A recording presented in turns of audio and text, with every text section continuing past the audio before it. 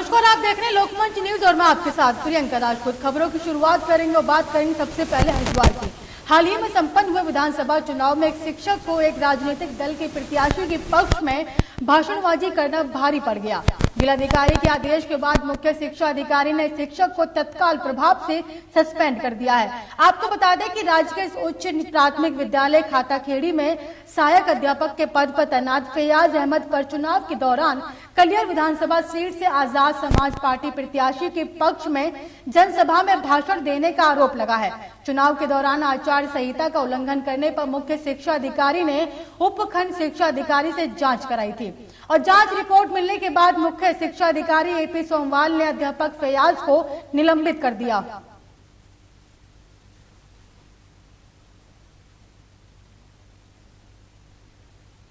यह है कि रुड़की विकासखंड में पीरान कलियर जो विधानसभा सीट है उसमें कुछ प्राथमिक स्कूल यानी जो हमारा 6 to 8 स्कूल है गवर्नमेंट स्कूल, उसमें कार्यरत शिक्षक फैयाज अहमद जो शायद निर्वाचन में पोलिंग ऑफिसर के तौर पे भी काम कर रहे थे, वो किसी पॉलिटिकल पार्टी के जनसभा में रैली में भाषण देने का एक वीडियो उनका वायरल हुआ।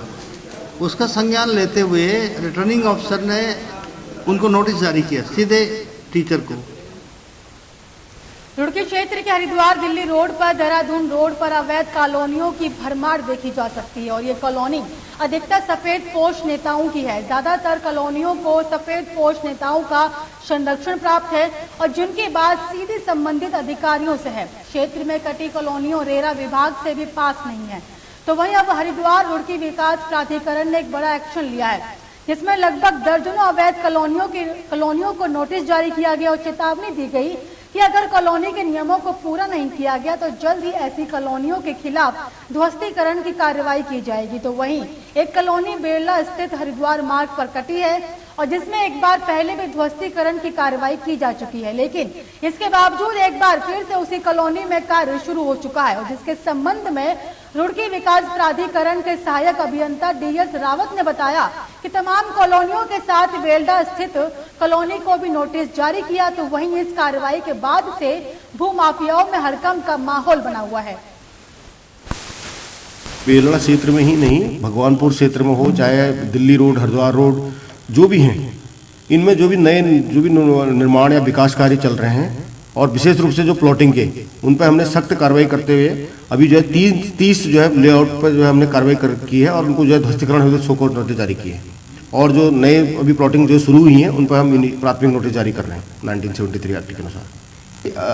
देखिए जो कॉलोनी काटते हैं वो जो एक जनहित का मैटर है, जनहित का विकास है और जन जागरण जनमानस को भी ये सचेत रहना चाहिए कि जो हमारी कॉलोनी है जहां हम प्लॉट ले रहे हैं वो विकसित है या HRDA से अप्रूव।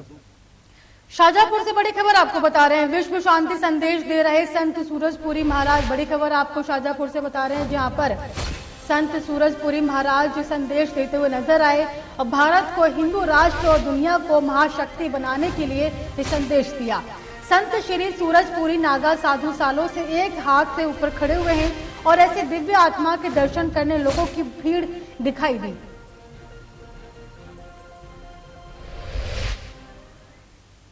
शाहजहांपुर से बड़ी खबर सामने आ रही है, आस्था विश्वास के बीच चमत्कार, लोगों की भीड़ लगी। बड़ी खबर आपको बता रहे हैं शाहजहांपुर से जहां आस्था के विश्वास के बीच एक चमत्कार देखने को मिला और जिसके चलते लोगों की भीड़ दिखाई दी। सुजालपुर फ्रीगंज स्थित शिवालय पर भक्तों की भीड़ दिखाई दी और शिवरात्रि के 4 दिन बाद हुआ चमत्कार, शिवगढ़ नंदी को जल पिलाने भक्तों की ये भीड़ दिखाई दी। बड़ी खबर आपको शाहजहांपुर से बता रहे हैं जहां पर आस्था विश्वास के बीच जो लोगों का जनसैलाब था वो उमड़ता हुआ दिखाई दिया। और आपकी जानकारी के लिए बता दें कि सुजालपुर फ्रीगंज स्थित शिवालय पर भक्तों की भीड़ नजर आई।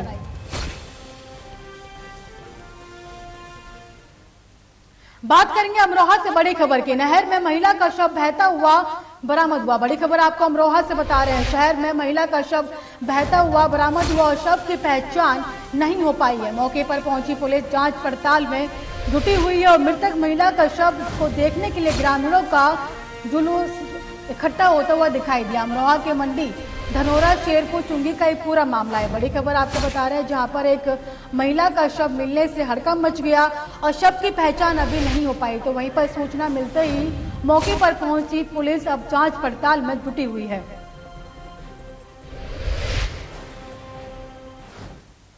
बड़ी खबर आपको बता दें, सीएम योगी ने प्रचार की आखिरी दिन प्रेस कॉन्फ्रेंस की। बड़ी खबर आपको बता रहे हैं, सीएम योगी ने सातवें और आखिरी चरण को देखते हुए और उसके प्रचार के आखिरी दिन को देखते हुए प्रेस कॉन्फ्रेंस की और सीएम योगी ने कहा कि सपा बसपा पर हमला बोलते हुए कहा कि गरीबों की संपत्ति बचाने के लिए बीजेपी सरकार की जरूरत है। विकास का वादा लेकर चुनाव लड़ी है बीजेपी। बड़ी खबर आपको बता रहे हैं, जहां पर सीएम योगी ने प्रचार की आखिरी दिन प्रेस कॉन्फ्रेंस किया और साथ ही प्रेस कॉन्फ्रेंस करते ही आपको बता दें कि विपक्ष पर हमला बोला और साथ ही कहा कि बसपा पर हमला बोलते हुए गरीबों की संपत्ति बचाने के लिए बीजेपी सरकार की जरूरत है और साथ ही ये भी कहा कि विकास का वादा लेकर चुनाव लड़ी है बीजेपी। बात करेंगे सहारनपुर के। सहारनपुर में स्मैक तस्करों का बड़ा गिरोह है और कई गांव में स्मैक बेची जाती है। पुलिस यहां पर लगातार कार्रवाई करती रहती है और तो वहीं पर इसी कड़ी में आज मुखबिर की सूचना के आधार पर पुलिस स्मैक तस्करों का पीछा कर रही थी। तभी गंगोह पुलिस की गाड़ी अनियंत्रित होकर नमाजपुर मोड़ पर खेत में जा घुसी और वहीं पर जहां पर जो किसान था वो काम कर रहा था वो गाड़ी की चपेट में आ गया और जिससे किसान को काफी चोटें आई हैं। साथ ही एक दरोगा भी घायल है और दोनों घायलों को जिला अस्पताल में भर्ती कराया गया। थाना गंगोह को सूचना मिली थी स्मैक की, जिसमें यहाँ पर थाना गंगोह द्वारा जो आदमी था जिसके पास सूचना थी उसको पकड़ा। उसको पकड़कर यहाँ से जा रहे थे तो उनकी गाड़ी से एक्सीडेंट हो गया।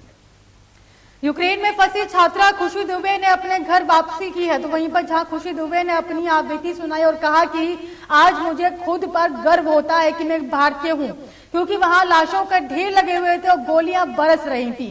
रात में जूते पहनकर ही सोना पड़ता था कि पता नहीं कब यहां से भागना पड़ जाए। भारत सरकार और तिरंगे की शान है कि हम भारतीयों को विशेष सुरक्षा दी गई और तिरंगा देखकर हम लोगों को जाने दिया गया। आप वहाँ से कैसे क्या निकले, क्या कंडीशन रही, पूरी जानकारी आपको? जी, वहाँ पे हम लोग बहुत ख़राब स्थिति में थे, सब लोग, सारे बच्चे, और बम वगैरह गिर रहे थे सब जगह। फिलहाल मुझे दीजिए इजाजत और देखते रहिए लोकमंच न्यूज।